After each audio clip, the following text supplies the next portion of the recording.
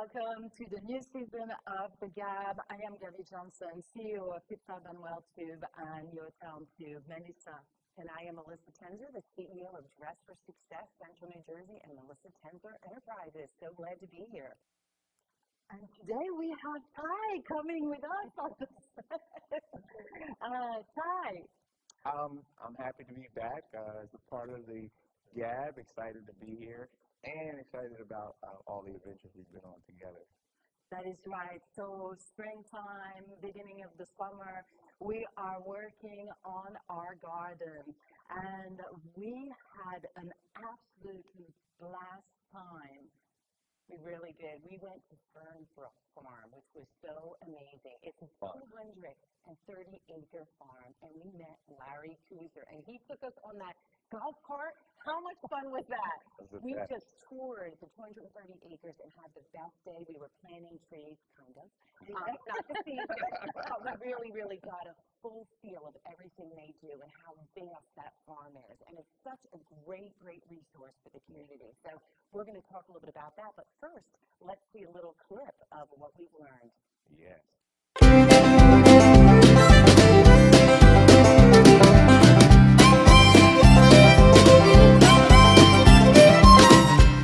Take this usually in July, we take this cutting. Wow. Because these are new branches that are starting to come. This branch will come out like out here. It'll come 10, 12 inches. So he'll know. So then we cut that off in July, put that in the greenhouse. By September or so, it'll have roots on it. Sits in the greenhouse because it's too tender to be outside for the winter. Now these trees, for 2 years, it'll sit in the pot. And then, wow, before you bring it out here. Then we bring it out here, and this has been here probably 3 years now. So this is only 5 years. Out of Look here. at that. That's Wow. beautiful. So this little thing, this root here, Right. will become this. Yes, Get out of here. absolutely. So what we got to do is when it's small like this, you clip all of these off on the side, and you pick one, and you put a stick next to it, a stake. Almost Wow. teaching it to go up. Goes straight, and anything goes sideways, you clip it off, and then you make it straight, and that's all done by hand. Somebody has to go in there probably once every 3 or 4 weeks. So you can take this piece right now and Not now, no, wrong time of year. okay, July. It's all timing. It's all about timing. The emotional health of horticulture. There is something about there is putting something your about hands it. dirty. What's interesting is the research that I'm familiar with is urban situations. So when you're planting trees, and we've been involved for years planting trees in Camden, Newark, Patterson, Elizabeth, Jersey City situation. New Jersey Tree Foundation has been instrumental in planting a lot of trees, and they get community people to plant the trees. So right away, you've involved the community people. They now have pride in their neighborhood. Like when you visit somebody at the hospital, you do bring them a plant or flowers. Yes. Because it has that healing power. It does. And this it's amazing. farm is one of the uniqueness about this farm is that healing power and the educational that you provide behind learning how to heal through plants and trees. Our takeaway from this journey was amazing. Not only we talk about the healing power of the trees and the shrub, but we had such a wonderful time. Yes. Ty, you were with your My tie was around your head, feeling it. you saw the sleeves were rolled up. Yes. It was a really good time out there. It was a great time, and, really was. but the amazing thing about this farm is everything they do about replanting the trees in the urban area.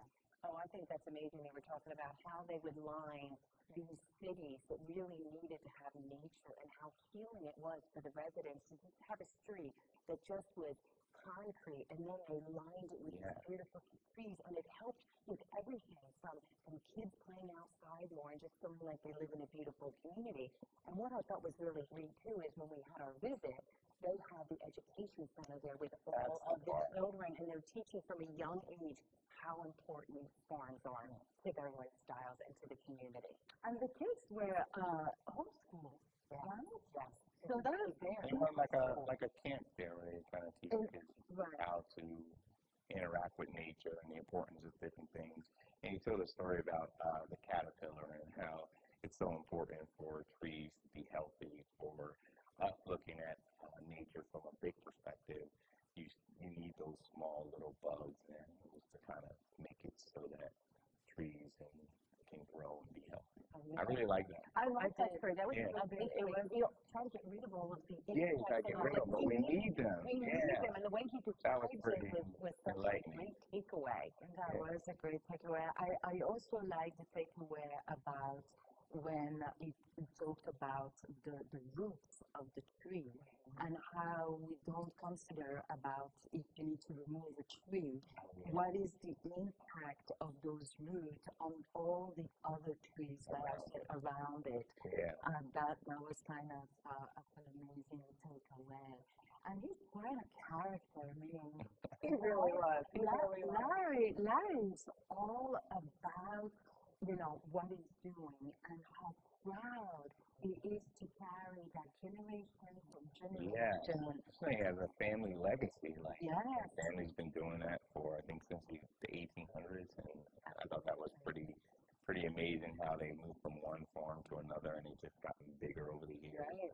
And he actually said that, the 200 acres, he said that they also utilize another 300, if you remember. He He said, did 230 right there. yeah, and then another, out the so it's like over 500 acres. Yeah, which is really impressive. Yeah, the cycle of the trees that they had the big greenhouse there was just so amazing to me. So you look, okay, you plant a tree and that's it, but they actually take off the branches they described and put it in the greenhouse for a long Like little time for that babies. to grow. And that they had the in there. So, after the segment, people were talking about, wow, I had my wedding there. And a lot of people that's got right. married there, and there's a lot of great history to that inn, which is just phenomenal. It's just a gorgeous place to be. And the cherry trees. I mean, that's my favorite kind of tree. I We got remember lots the of review. the Yes. the pretty pink. The pretty pink. That's what you official call it. color, too. And that Larry Kuzer, with how busy he is, to take that time, he's very friendly with our producer, Yeah, to take that time, half a day, to really have us have that understanding. Where else would you get that except for on the Gab? Where else? Right. I gotta go back. I mean, I just really, it was so much. I want to go back. And That's right. Because I'll you learn even fencing more. the whole tree line on the That's what we're property, talking right? about. Right. You were the filter. You were like, you're like, can I call you directly I to get need to my know trees and my who's the fence? person, right? Yeah, that's great. So, but talking about nature, meaning how conscientious we are into our own little world, like into your garden. I know you, for example, have like that big property, and you really do with your environment in your house. Yeah. So what do you do, during the springtime? Do you do anything different? Yeah, I do a lot. So during the springtime, I'm excited because many years ago when I moved in my house 22 years ago, I planted a lot of trees, a lot of cherry trees, a lot of rose bushes.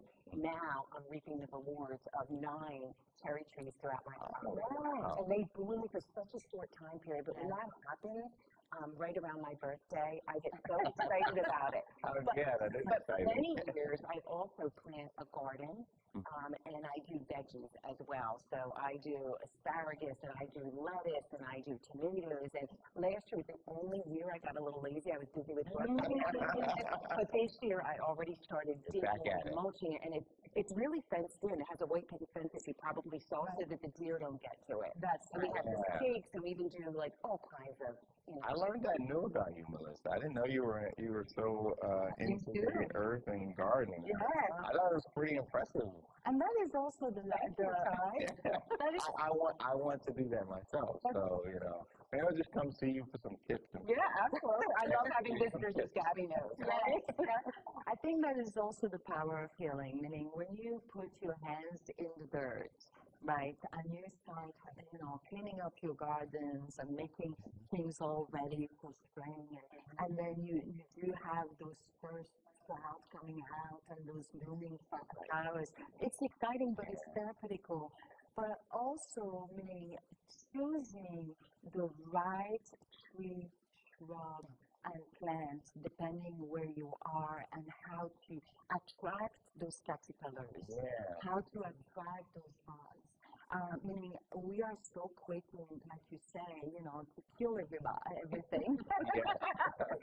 Yes, and they need it. We talked a little bit about birds as well. Oh, yeah, that's And right. I have 8 birdhouses on my You were property, and talking the about insects are so important in the trees. So I don't use any chemicals to spray. I just want it to be natural. I do mulch, but I don't do anything that's going to harm just to get rid of weeds because that's really bad for the environment. It's bad for the insects. And it's bad for the birds because they're going to, to eat those insects and they're going to be all sprayed up. It is funny that you point out the bird thing because I love birds. We watch birds through the windows since John was like a tiny little kite.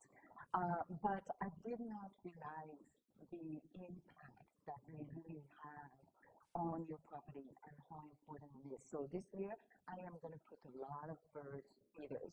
Yeah, that's what we're talking about with Larry. You get the feeders and then you have the houses. So I have some bird feeders where they can get the food and then you have houses. And even this year we have 3 new families in these houses that I've had for years. And I talked about that. I have some newer ones and some older ones because you can never get rid of them. Because you know the families are coming. And they're going to come back for it. Years to come. Right. And they're going to come back and it's a new And you got to watch the generation of squirrels. birds. Watch the squirrels. Those squirrels.